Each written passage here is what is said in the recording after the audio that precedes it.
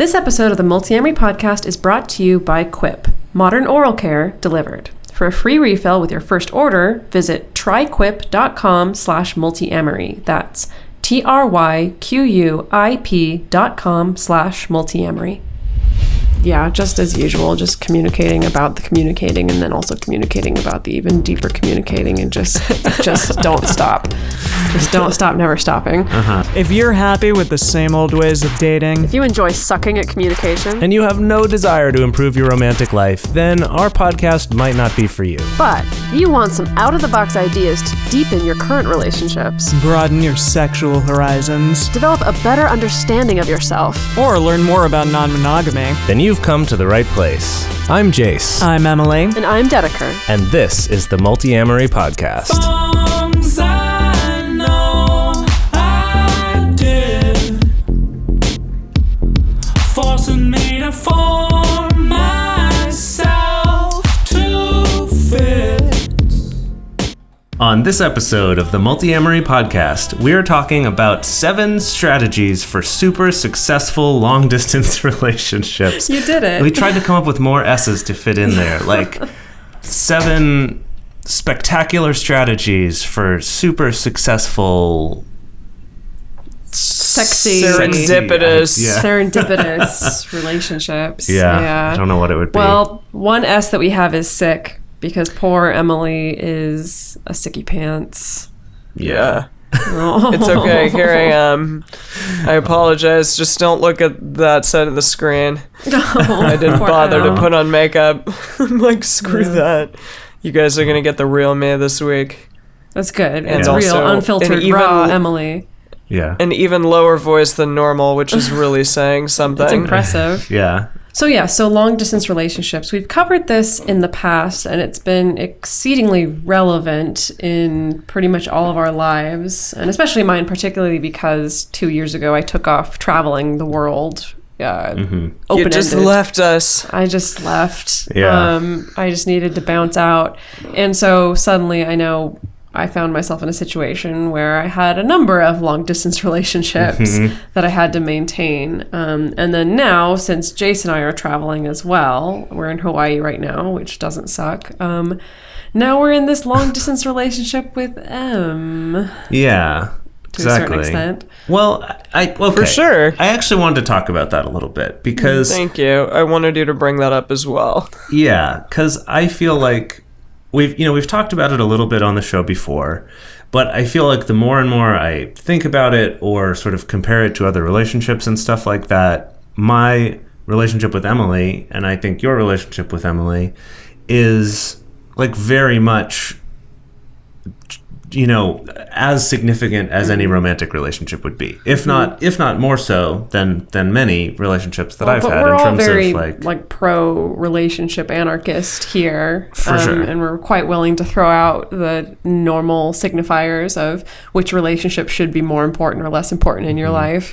But in terms of looking at someone who, is important in my life and who I, want to be able to come out and see us places when we're traveling, and who, I talk about intimate things with, and, all of those things that normally people think they would associate just with a relationship that also involved kissing and sex. That I think just because those things are not part of my relationship with Emily at this time in our lives, that it doesn't make that relationship any less significant and any less deserving of all of these strategies, these super strategies for spectacular long-distance relationships. Because they're going to make me cry. No, not at the beginning of the episode. We can't Sorry, start out that that's way. for later. That's for later. Okay. I mean, as I've reiterated in episodes past, the way that I think about the three of us is that we're in this like emotionally bonded triad that happens to be co-parenting a podcast baby. And so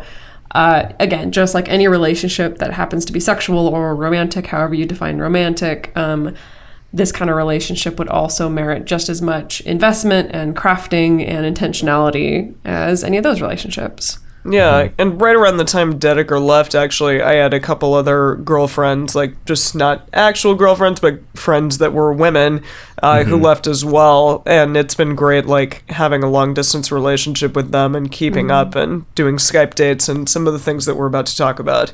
So I think it applies to all relationships in life. Yeah, I have to say, even For though sure. long distance relationships aren't ideal, we're definitely living in a day and age where, because of technology, it's becoming easier and easier and easier to have a location independent relationship, I guess, if I want to use fancy terminology and to for have it. multiple relationships in different parts of the world and stuff like that. Yeah, definitely. Versus, I think I saw a comic once that somebody was like setting up the story of like, he was a city boy who sold the newspaper and she was just a country girl 50 miles away. And so they never met each other and lived out their lives in their separate locations, the end. You know, because that's what it was like in the 1850s. Sure. But now, now we can have it's a whole different story. Yeah, these long distance relationships. I remember the first time that I guess the first time in my, I guess what I would call my adult life was in college, having a real serious long distance relationship is when I traveled to Russia. I did a semester abroad, and it was like having to buy prepaid calling cards and like coordinate. How old are you? And like coordinate in advance, when you would do these long distance calls, and that the connection wasn't always reliable. And, and compared to even 10 years before I was doing this, it was like truly the phone lines were not necessarily reliable calling internationally like that. They would just sometimes just not work and you wouldn't know. Right. So yeah, technologically speaking, it's a very new phenomenon that we can video chat like we're doing right now. Did you have phone sex? No, I never had phone sex while I was there. Yeah. Was it at like in a freaking phone booth? You had to call her? No, I was able to Soviet call. Russia I was phone able booth. to call from my host family's, tiny apartment with 4 of us living there. Like, Wow. In Soviet Russia, phone booth I'd have calls to you. go to the like little technology store to buy my prepaid calling cards, and then and then would call. Yeah. Wow. Yeah, but also for me to be on the phone, no one could be on the internet because that was Right, also 'cause it dial was up, dial-up. which you would God. also Right. get prepaid cards for. Jeez. Wow. Yeah, it was nuts. Gosh, how times have changed. How times have Yeah, changed. thank Yes. God. I really am just so ready for us to get teleportation so that then you can have a relationship with whoever, Yeah. wherever, whenever, whatever, however. Oh, it would put a whole new meaning to telecommuting. Yeah. Like teleport commuting, telecommuting. Oh, that'd be so cool. Anyway, Anytime Elon Musk. I don't know, he's probably creating that. He probably or would be something. the one to probably will start be, breaking yeah. ground on that one. Yeah. Seriously. Maybe Yeah. in our lifetimes. It'd be crazy. Yeah. I know this podcast is not about like futurism, but I'm just saying, like, imagine a future in where a way it is. with teleportation, it's like it doesn't matter where you live. Like, you don't need to live near where your job is. You don't got to commute. Yeah, it's true. By that time, Crazy. polyamory will be on the radar for everyone as well, in a very different way. Totally. Possibly. Okay. All right. Okay, so anyway. Let's instead do of this talking about thing. all this, let's actually get into these 7 strategies. Okay. Okay. So starting off, like some of these are things that you will have probably heard before. Hopefully some of these are a little bit new to you as well. So starting off with number 1, this is having a regular check-in. We've done our episode before about doing Agile Scrum in your relationships. We've been kind of working on creating our own version of that that's a little more tailored to, like, tailoring it even more to relationships and then also specifically to poly relationships. That right now we are calling the Multiamory monthly meeting. The But anyway, to have this as a way to, maintain your communication and stuff like that and create a space for those kinds of serious conversations that you need to have. It's like a safe container. Right. But to also, to have a thing that's going to happen once a month, if you have something really serious to talk about, that you can do that so that during the rest of your, texting or calling or whatever throughout the month, you don't always have to try to be like, oh, we're having a good talk. I don't know if I bring up this tough thing right now, because you have a time already designated to do it. Yeah, I think what I see all the time is people who are in long distance relationships where maybe it's like, oh, we're going to be in the same place for a week or something. And so we're going to get to finally see each other in person. And I don't want to spend that time talking about this thing that we fought about 2 weeks ago, or talking about like some kind of serious logistical thing because I wanted to just be able to have a good time together. So that's why I think it's great establishing some kind of regular monthly check-in meeting or talk. And I found that it covers both ends of the spectrum, both having a safe space to talk about serious stuff, but also having a space where you talk about the mundane stuff. And what I mean by that is, I know when I was living in Istanbul for 5 months, that part of our monthly check-in that I had with Jase was that we both go through our calendars, you know, as part of reviewing what had happened in the past month. And I got a chance to kind of fill him in on all of the, I guess, more day-to-day things that... The minutia of it all? Some of the minutia, like a little bit like, oh yeah, like on my calendar, I see like 2 weeks ago, I hung out with my friend Alyssa and we talked about this and we did this and that was really nice and that was fun, you know, like just to share, just to kind of create a little more intimacy, because the fact that something that's hard about long-distance relationships is you do miss out on some of that day-to-day stuff of your partner's life. You know, the things that aren't huge revelations or huge need to talk about things. And so I really liked also having that very intentional space just to kind of catch each other up on the small day-to-day things that were happening in each other's lives over the course of that particular month. Yeah. That's awesome. Yeah. So for us, with, Multiamory, we have a weekly meeting that we do like this. But in a relationship, we found that a month is a pretty good amount of time to do it. And we recommend this for any relationship, of course, not just long distance ones.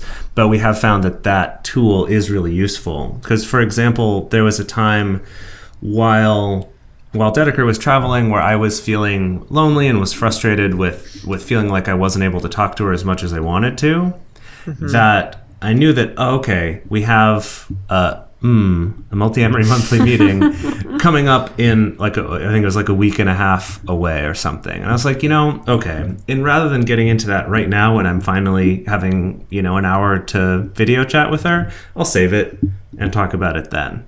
And I found that was really nice. So it's not like, I've fallen into that trap in the past of putting off talking about a heavy thing because it's like, I don't want to ruin this little bit of time that we get to talk. But having a monthly meeting, it's like it's going to get talked about. Yeah. Which is, I think, incredibly important. Then you have a specific time to go there. Yeah. And again, I really appreciate the safe space aspect of it because hopefully you can come in and it's not so energized and charged and emotional as it might be in the moment. Yeah, definitely. And so for those of you who want more information on that, you can go look up our Agile Scrum episode to find more details about setting up that kind of specific monthly check-in meeting. So moving on to strategy number 2, and I think this is a great one. And again, I think a lot of these do just apply to regular relationships, even if they're not necessarily long distance. But that's have another support system in place so that the partner who's long distance isn't necessarily always your, emotional emergency contact. I coined that term. I'm super stoked about it. Yeah.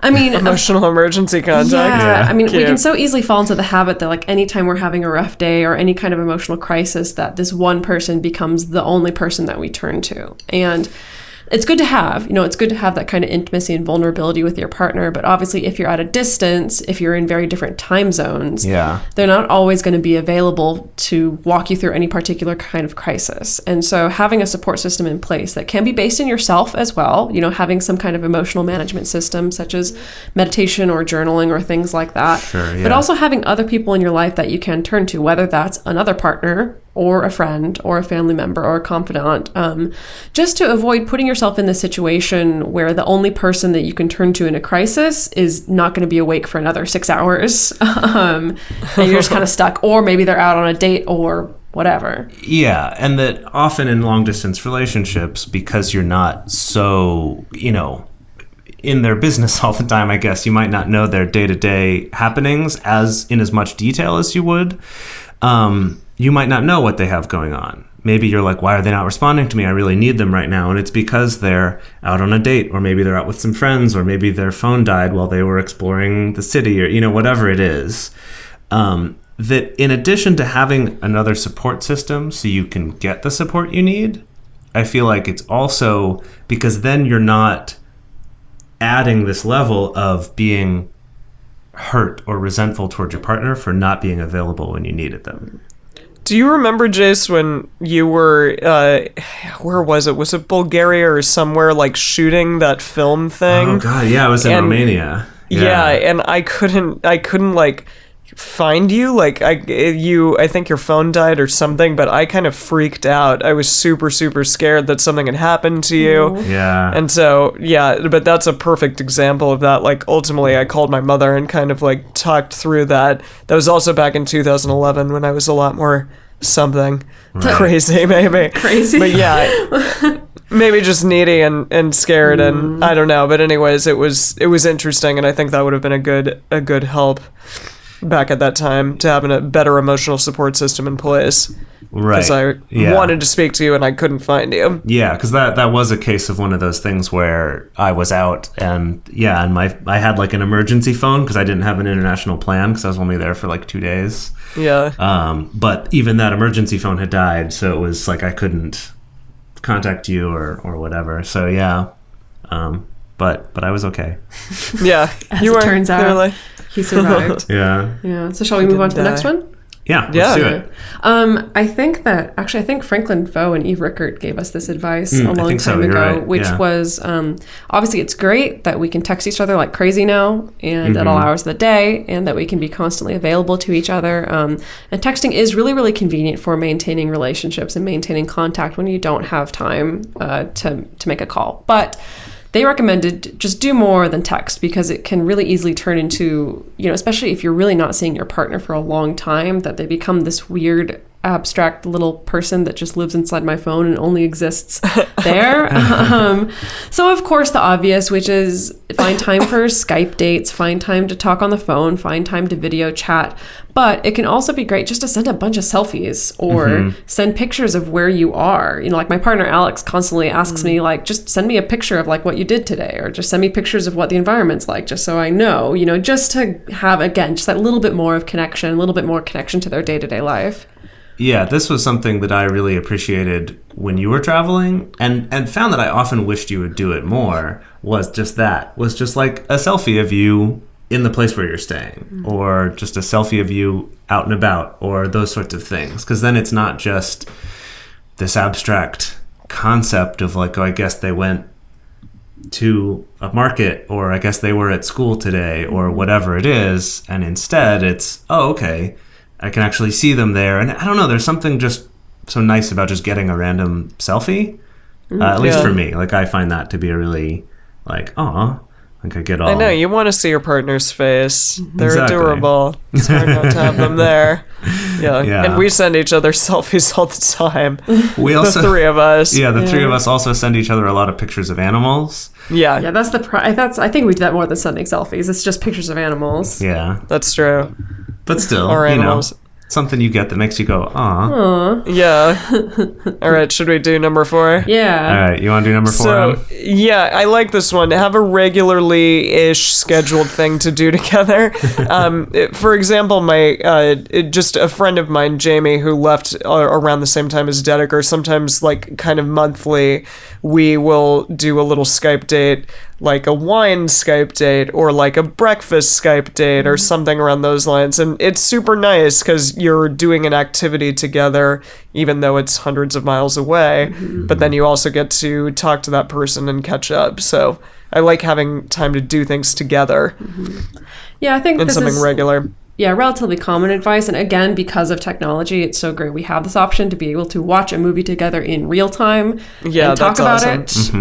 Like you can both pull up the same show on Netflix and watch it at the same time and talk about it. Netflix used to have this thing called like a viewing room or something that you could set up specifically to like sync your video watching with someone else and like chat while you're doing it. That's cool. It was really cool, and I don't think they have that feature anymore. Dang. Unless it's hidden, buried somewhere. Well, there's plenty of Stupid workarounds to do Netflix. that. You could just do it the old-fashioned way where you just decide to start around the same time, and then you can chat or be on the phone with each other. Or things like book club I've done in the past with long-distance partners, which is where you both decide to read a particular book and then kind of check in with each other, talk about the progress of the book. Obviously, we've maintained our relationship in a very interesting way of having a podcast that has forced all of us to stay in contact on a really regular basis, which has been nice. Well, I was also going to recommend listening to a podcast. Oh, yeah. Because the nice thing about that is that a lot of podcasts come out weekly.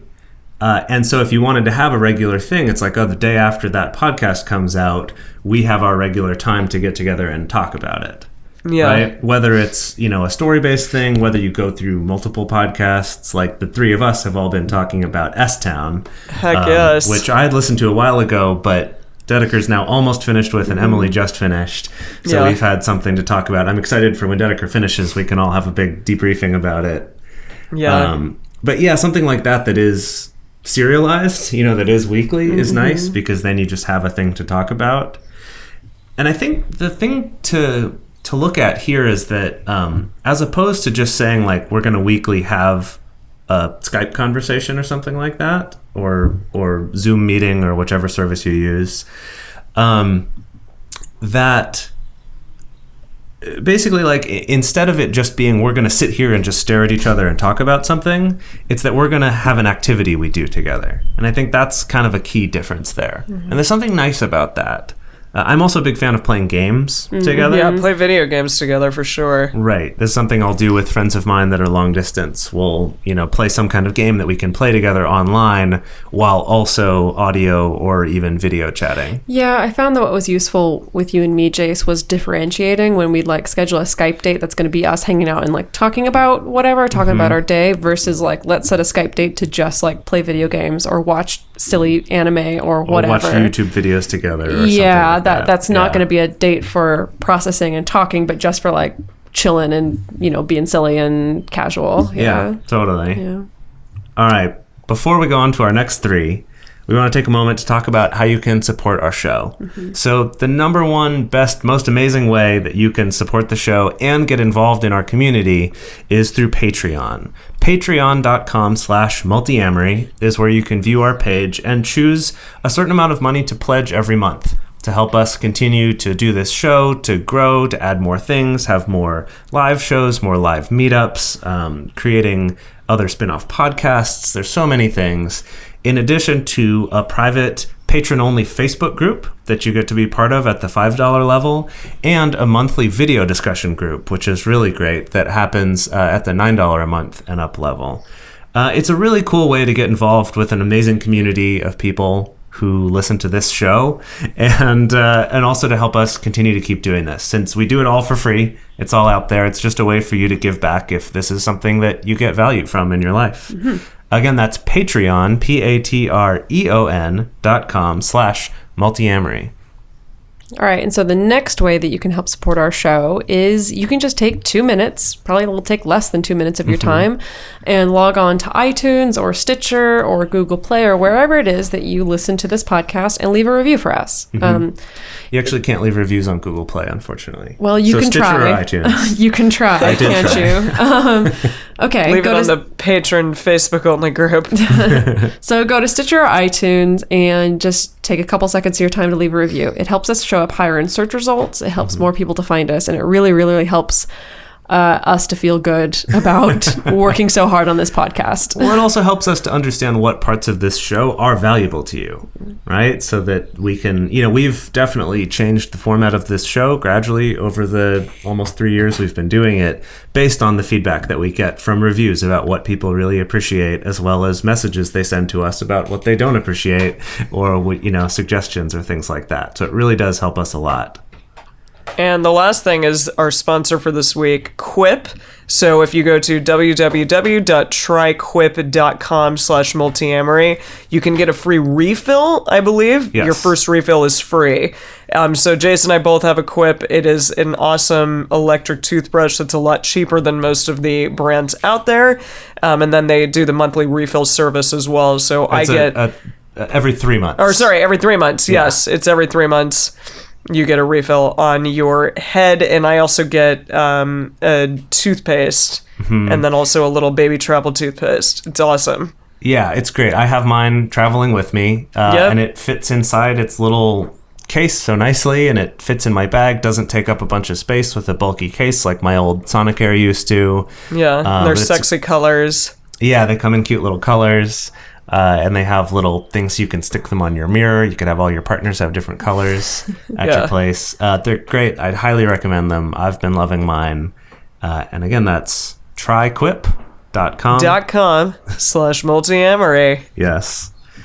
All right, shall we go back into it? Yeah, let's hop back in. So this next one, number 5, is an interesting one, and this was one that I think Jase and I uncovered kind of through trial and error. And this is particularly if you're in a relationship where the two of you are in very, very different time zones.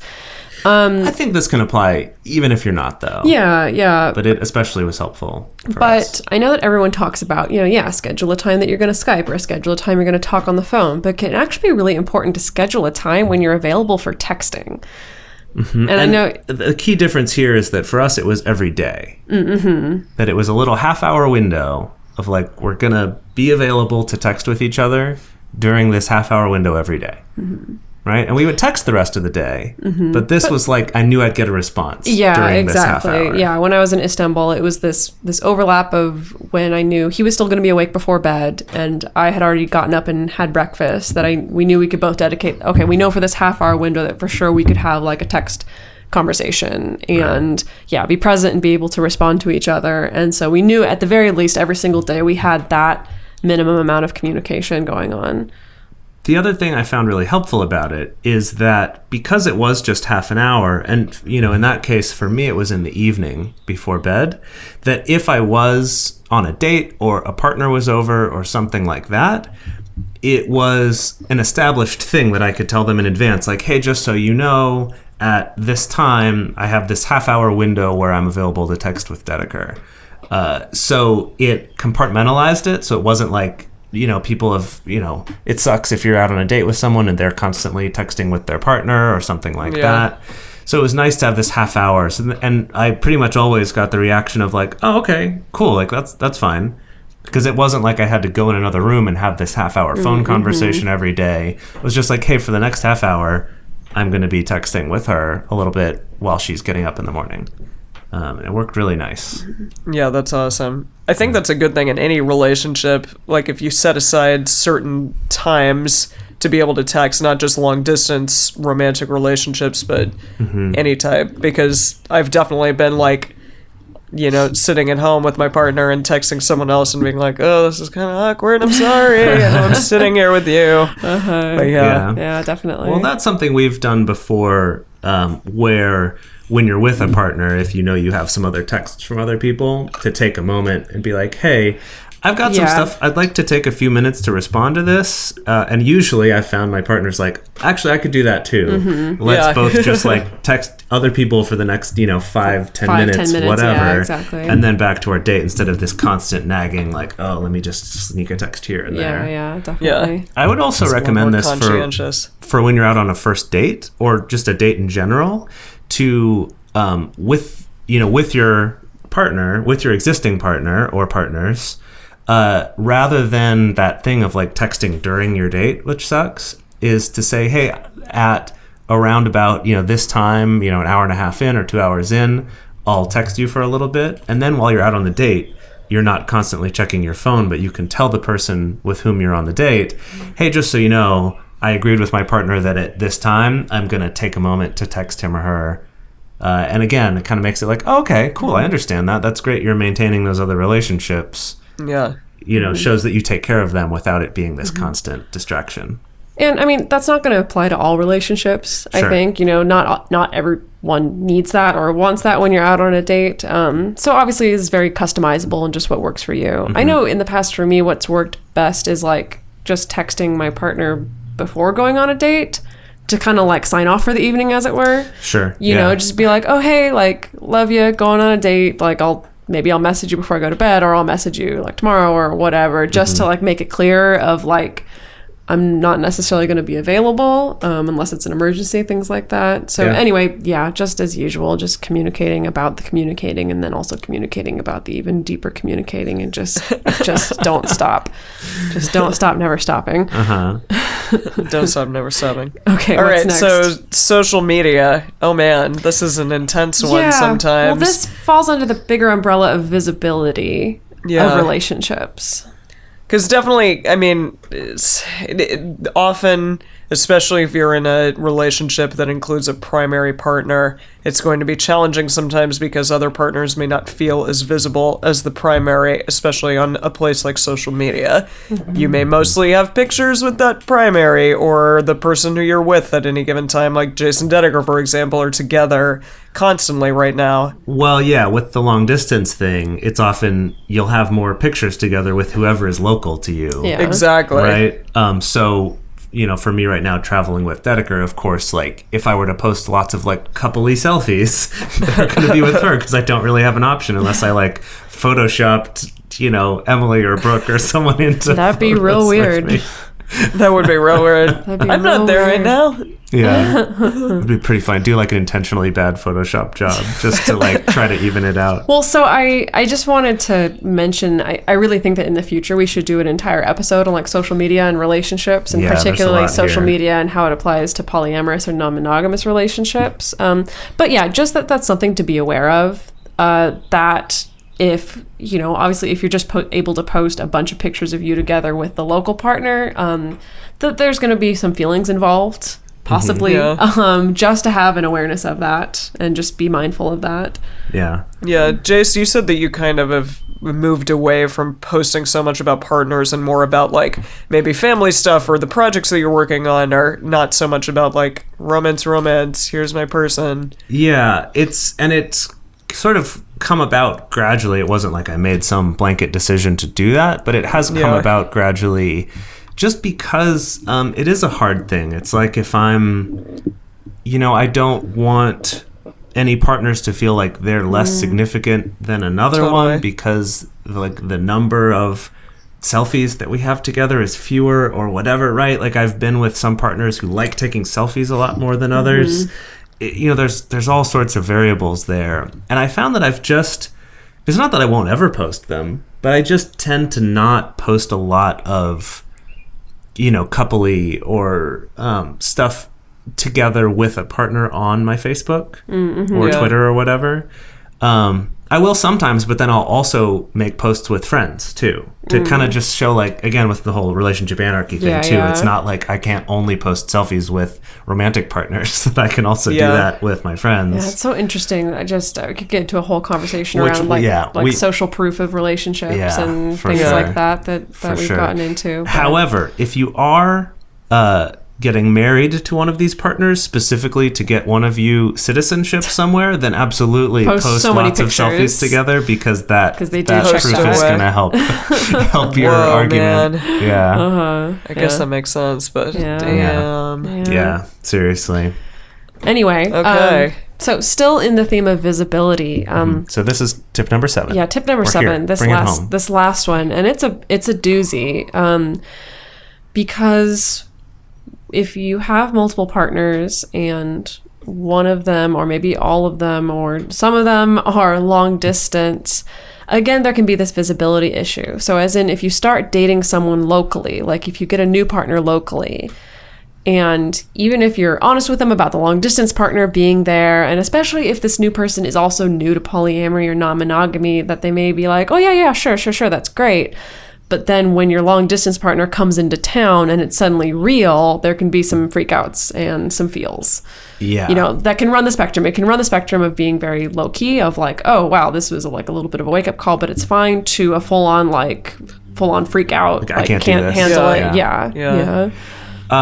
Also, as part of this, in addition to making it really clear, that this partner is important in your life and not being afraid of talking about them and reiterating that, but also if there are any upcoming times when you're going to go see them for a while, or they're going to be in town, or maybe they're moving back at a certain date, or you're moving there at a certain date, that these are things to really, really go out of your way to make sure that your new partners understand that and understand how that will change your availability, will change that dynamic to really, and at the end of the day, there's only so much you can do. It does come down to them doing their own work to be okay with it. But I have found there have been situations where, looking back, I wish that I had done a better job of making it clear that after this certain date, I am going to have less free time than I have right now because Dedeker's going to be in town for a few months. Or,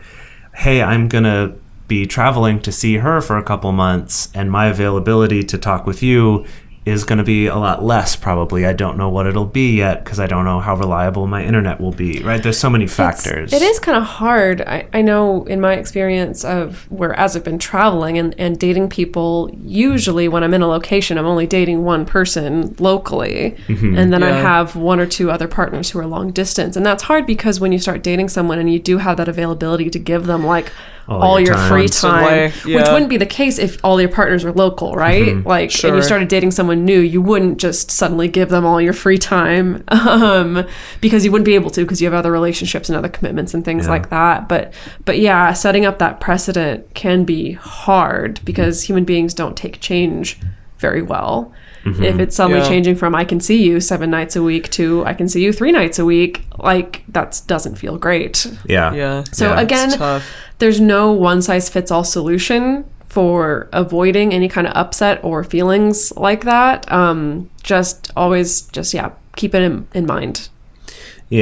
Just be as unapologetic as possible. Still trying to get that one to work. It's gonna stick. Don't worry. Oh man. Emily also made the suggestion of making time to meet with or talk with your long distance metamors. For sure. Well, you guys did that, and I think that's really important because if you again like see somebody in front of you as a person as opposed to just like this abstract idea in your mind, then I think it can add a little bit more empathy there and like, okay, they deserve time with this person as well. They deserve time with our collective partner as well. Yeah. I mean, normally if you're dating everyone who's local to you, I'd always suggest like, invite your metamor out for coffee or go to a party where all you guys are hanging out and get to meet them that way. However, obviously when it's long distance, it's a little bit more tricky. But just setting up a Skype date, you know, and I found that it's always been great, and it can be low pressure. Like you can talk for less than an hour, you know, and just with the purpose of getting to know each other and just getting to know what's going on in each other's lives. But even that, like just presenting yourself as a face, as a human being, rather than making yourself as available. Rather than as just this abstract concept, and doing that early on, I think can really help prevent more awkwardness and pain later on. For sure. Definitely. Yay. All right, so there were the 7 spectacular super strategies for stimulatingly stellar long distance relationships. And successful, I guess. I guess so, I'm sure we could give more than 7 strategies, but... Yes, and as we were saying, a bunch of these could be their own episode just about that topic. For sure. Certainly, yeah. All right, so thank you all so much for spending some time with us. I hope you enjoyed it as much as we did. If you have a question or a comment that you would like to be played on the show, you can call our voicemail line at 678-MULTI-05. That's 678-MULTI-05. You can also email us at info@multiamory.com or send us a message on Twitter, Facebook, or Instagram. To support our show and join our private Facebook community, go to patreon.com/multiamory. Multiamory is created and produced by Jase, Lindgren, Emily Matlack, and me, Dedeker Winston. Our episodes are edited by Mauricio. Our social media wizard is Will McMillan. Our theme song is Forms I Know I Did by Josh and Anand from the Fractal Cave EP.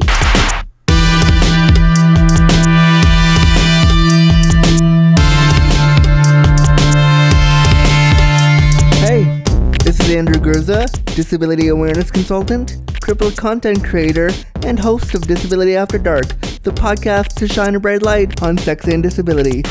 And you're listening to a Swing Set podcast at swingset.fm.